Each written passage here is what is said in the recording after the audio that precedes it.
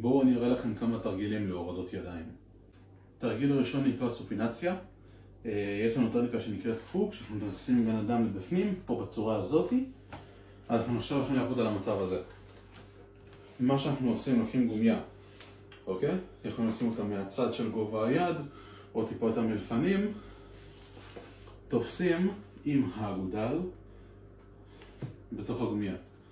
מפה סוגרים. שמים את הגומיה לא פה, אלא יותר בחלק העליון.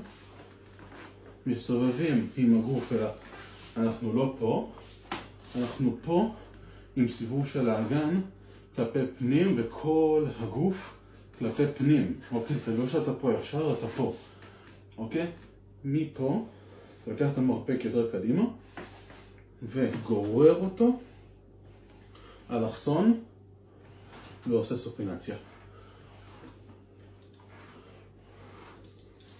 אם זה טיפה יורד, מסתדרים.